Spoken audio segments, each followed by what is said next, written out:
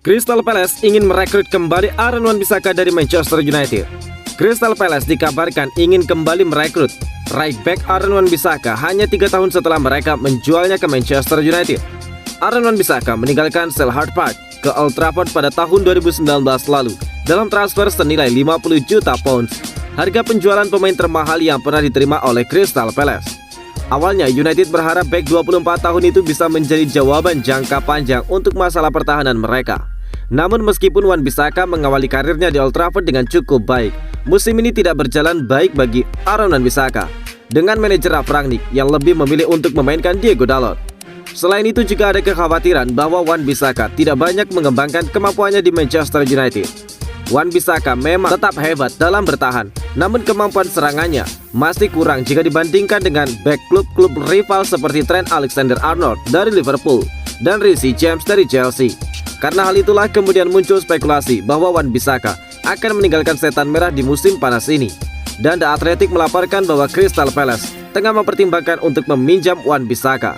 Diyakini bahwa nama Wan-Bissaka masuk dalam daftar incaran Patrick Vieira yang ingin memperkuat skuadnya setelah musim impresif pertamanya memanajeri klub London Selatan tersebut.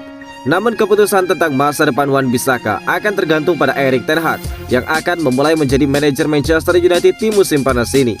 Ten Hag nantinya akan melakukan penilaian pada seluruh skuad Manchester United sebelum kemudian dia memutuskan untuk masa depan mereka.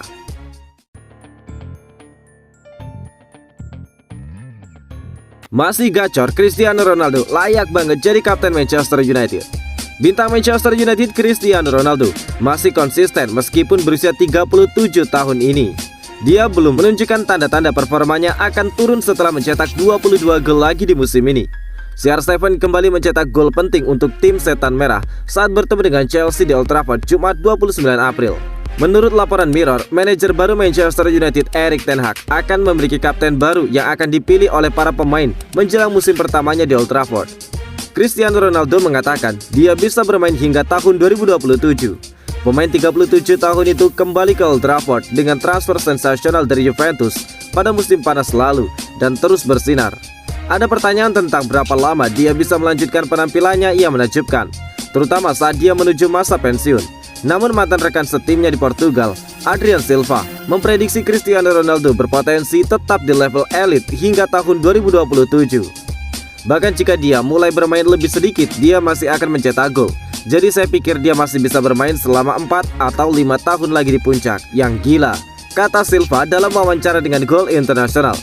Manajer Manchester United Ralf Rangnick telah menjelaskan bahwa manajer baru Erik ten Hag mungkin memilih untuk memutuskan kapten klub dengan meminta para pemain klub untuk memilih kandidat terbaik. Itu membuat Harry Maguire yang saat ini memegang ban kapten di Old Trafford rentan digulingkan oleh rekan satu timnya dalam pemilihan posisi tersebut.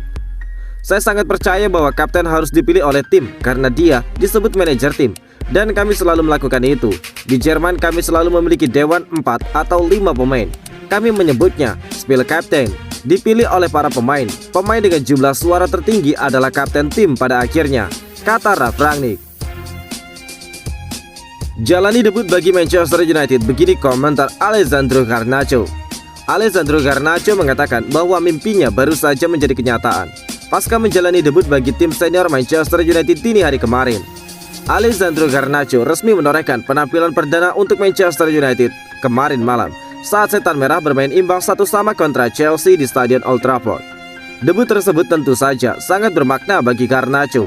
Terlebih pemuda berusia 17 tahun itu sudah masuk ke dalam daftar pemain pengganti di 3 laga United terakhir. Sang penyerang dimasukkan oleh manajer Ralf Rangnick untuk menggantikan Anthony Elanga tepat ketika laga memasuki menit akhir. Garnacho sangat bahagia dengan debutnya bersama Manchester United. Lewat akun Twitter resminya, yaitu @Garnacho7, sang penyerang muda berkata, "Momen yang luar biasa, bisa menorehkan debut di usia 17 tahun bersama Manchester United di Theatre of Dreams. Saya sudah memimpikan momen ini sejak usia 4 tahun, dan ingatlah bahwa mimpi bisa menjadi kenyataan," tulis dari Garnacho. sang Wonderkids tentu berharap bisa kembali dimainkan pada 3 laga terakhir Manchester United di Premier League musim ini, yaitu kontra Brentford 3 Mei, Brighton and Hove Albion pada 7 Mei, dan Crystal Palace pada 22 Mei.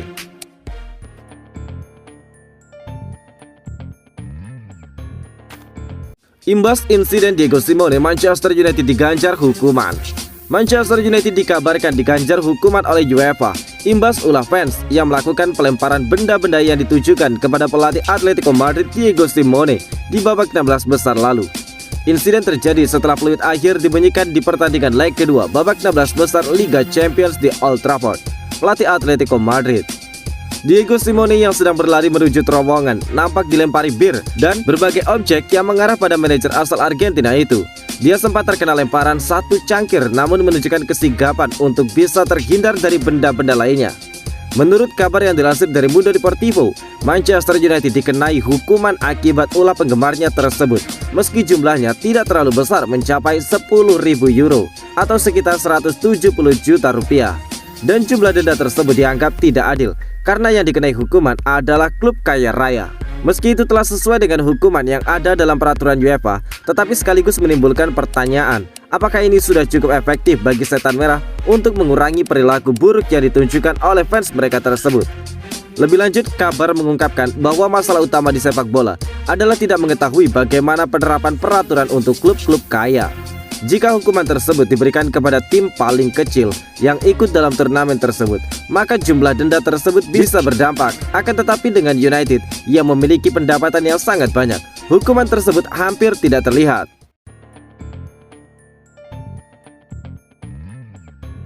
Manchester United harus bayar 1,8 triliun rupiah untuk memboyong Ruben Neves dari Wolverhampton.